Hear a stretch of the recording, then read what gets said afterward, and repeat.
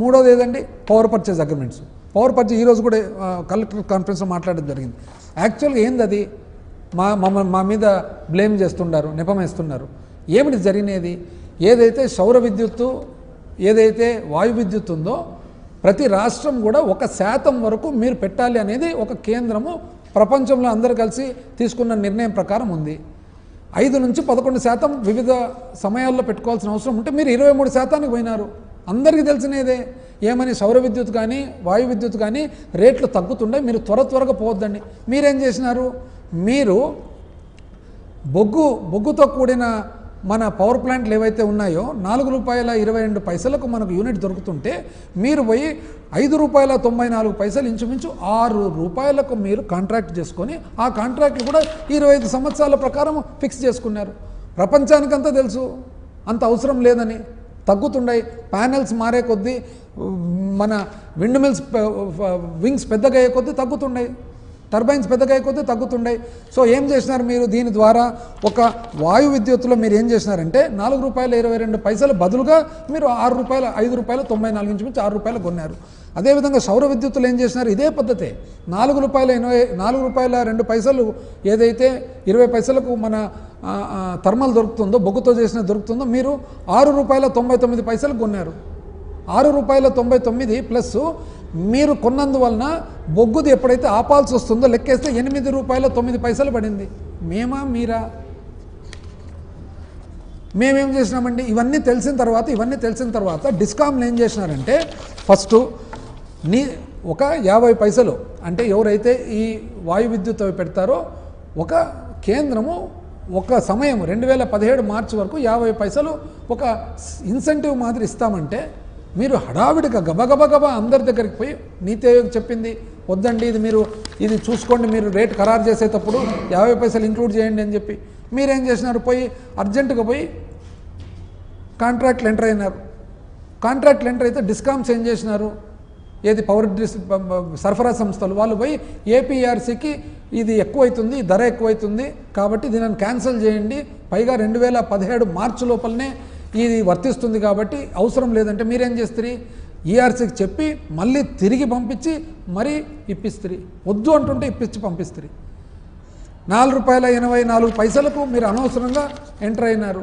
అంటే ఒకవైపు డిస్కామ్స్ మాకు అవసరం లేదంటే మీరు ఒత్తిడి చేసి మళ్ళీ డిస్కామ్స్ ద్వారా కొనిస్తారు. వాళ్ళు పెట్టిన వాళ్ళు కూడా మేము ఎవరు క్యాన్సిల్ చేయలేదు, రివ్యూ చేసినాం. ఏం చేసినాం?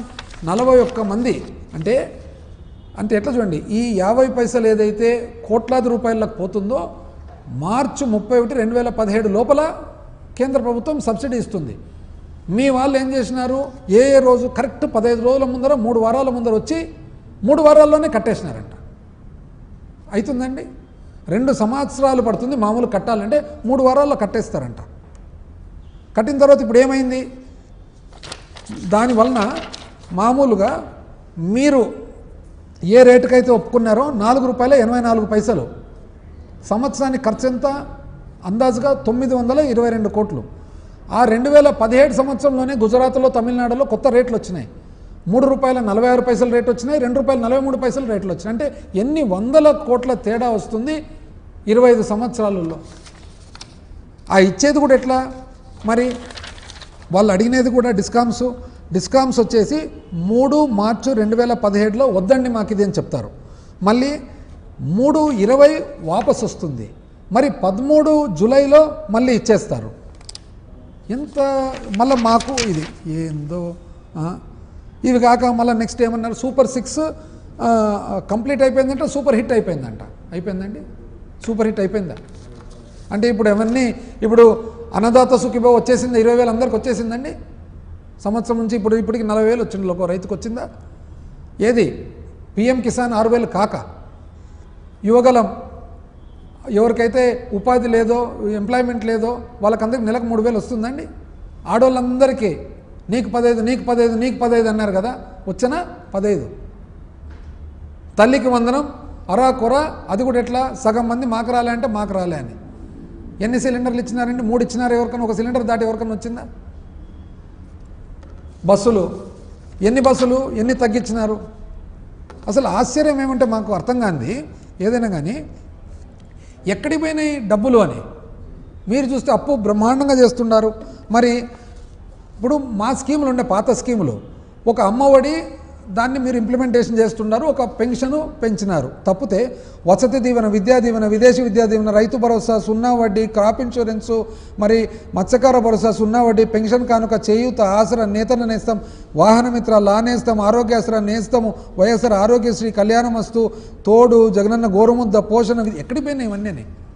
పోనీ మీకు మాకు తేడా అంటే, మాకు 1,09,000 ఉండింది, మీకు 1,07,000 గ్యాప్ ఉంది. ఎక్కడ పోతున్నాయి డబ్బులు అనేది? అసలు పరిపాలన గురించి ఆలోచన చేసినట్లయితే, నిజం చెప్పాలంటే పరిపాలన గురించి ఆలోచన చేస్తే అసలు ఈ స్థూల ఉత్పత్తులు, ఈ ఉత్పత్తులు ఇవన్నీ ఏమో కానీ పరిపాలన చూడండి ఒకసారి ఎక్కడెక్కడికి పోయిందనేది. ఆరోగ్యశ్రీ చూస్తే పూర్తి నిర్వీర్యం. ఆరోగ్యశ్రీ ఎంత? 3,600 కోట్ల బకాయిలు ఉన్నాయి. 3,600 కోట్ల బకాయిలు పెట్టుకొని ఈరోజు నెట్వర్క్ హాస్పిటల్ అంతా ట్రీట్మెంట్ ఇవ్వడంలే, ట్రీట్మెంట్ మానుకుంటున్నారు, దాని సంగతి చూడడంలే.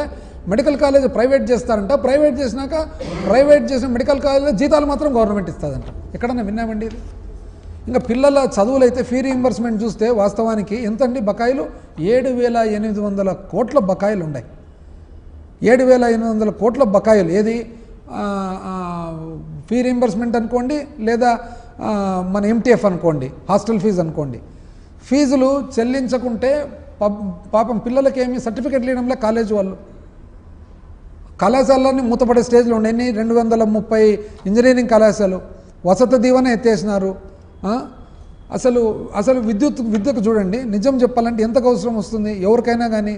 మరి ఆటోమేటిక్గా చూసుకుంటానే మనకు 18,663 కోట్లు అవసరం ఉంటుంది. లెక్క మినిమం లెక్కేసుకున్నా. మీరు ఎంత పెట్టినారు?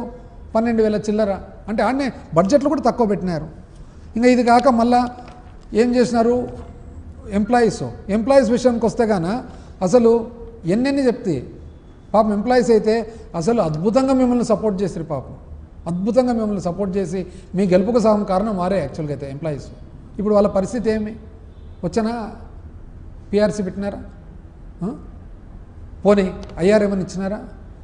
పోనీ హ్యాపీ దివాళీ అన్నారే, దీపావళి ఒక్క డిఏ, సింగిల్ దీపే ఎక్కడండి? ఎంప్లాయీస్కి ఏమేమి చేసినారు మీరు? మెరుగైన పిఆర్సీ ఎంట్రీ, ఉన్నాయి ఏర్పాటు చేసిన పిఆర్సీని తీసేస్తారు. ఇప్పుడు పిఆర్సీ పెడితే ఐఆర్ ఇవ్వాలని చెప్పి పెట్టడంలే. ఇప్పటికి 31,000 కోట్లు ఎంప్లాయీస్కి మీరు ఇవ్వాల్సిన డబ్బులు ఉన్నాయి. చివరకు ఏమి? మొన్న ఒక్క డిఏ ఇచ్చినారు, అది కూడా ఎప్పుడో పేమెంట్ అయ్యేటట్లు. పోలీసు వాళ్ళతో అయితే ఇంకా అన్యాయం. 1000 కోట్లు ఇవ్వాలి పోలీసు వాళ్ళకు. పోలీసు వాళ్ళది అతి కష్టమైన పని, ఎందుకంటే వాళ్ళు పాపం పొద్దున్న లేచి నుంచి రోడ్డు మీద ఉంటారు. ఒక డిపార్ట్మెంట్ ఏదైనా విపరీతమైన కష్టం చేసే డిపార్ట్మెంట్ అంటే నిజం చెప్పండి పోలీస్ డిపార్ట్మెంట్. పొద్దున్న నుంచి రాత్రి వరకు పాపం ఇంటికి కూడా ఎప్పుడు పోతారు లేదో. వాళ్ళను ప్రతి బందోబస్తుకు పంపిస్తారు. టీఏ ఇవ్వరు అంటే వాళ్ళే హోటళ్ళల్లో ఉండాలా, వాళ్ళే లాడ్జీలలో ఉండాలా, వాళ్ళకు ఏఎస్ఎల్ ఇవ్వరు, ఎస్ఎల్ ఇవ్వరు. చివరికి ఎట్లంటే 1000 కోట్ల బకాయిలు ఉంటే ఒక్క ఏఎస్ఎల్ నవంబర్ 24 సంబంధించిన అడిషనల్ సరెండర్డ్ లీవ్ ఏదైతే ఉందో నవంబర్లో 105 కోట్లు, డిసెంబర్లో 105 కోట్లని ఇంతవరకు 105 కోట్లు కూడా ఇవ్వలేదు పోలీసులు. ఇది వాళ్ళ పరిస్థితి. ఇంకా మీరు బ్రహ్మాండంగా చెప్తారు కదండి, అసలు ఎవరైనా మేము వస్తూనే కంప్లీట్గా బ్రహ్మాండంగా 1వ తారీఖు జీతాలు ఇచ్చేస్తామంటే, మేము కోవిడ్ అప్పుడు 3 రోజులు 4 రోజులు లేట్ అయితే మన అన్ని మాటలు అంటారు. ఇంకా ఎంప్లాయీస్ అయితే మమ్మల్ని ఎన్ని మాటలు అనరాని మాటలు అన్నీ అంటారు.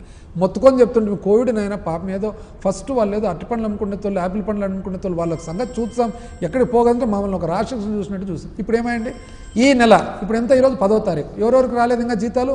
సివిల్ సప్లైస్ రాలే, పౌర సరఫరాలు, పబ్లిక్ హెల్త్ రాలే, షుగర్స్ రాలే, సర్వే రాలే, వ్యవసాయ శాఖ రాలే, పరిశ్రమ శాఖ రాలే, కోఆపరేటివ్ రాలే, రవాణా శాఖ రాలే, ఐఎన్పిఆర్ రాలే, ఆర్ఎండ్బి రోడ్లు భవనాలు రాలే, మైన్స్ అండ్ జియాలజీ భూగర్భ శాఖ రాలే, ట్రైబల్ వెల్ఫేర్ రాలే, బీసీ వెల్ఫేర్ రాలే, స్టాంప్స్ అండ్ రిజిస్ట్రేషన్ రాలే, పంచాయత్ రాజ్ రాలే, ఆర్డబ్ల్యూఎస్ రాలే, వాటర్ రిసోర్సెస్ రాలే, అరణ్య శాఖ రాలే, ఐసిడిఎస్ రాలే.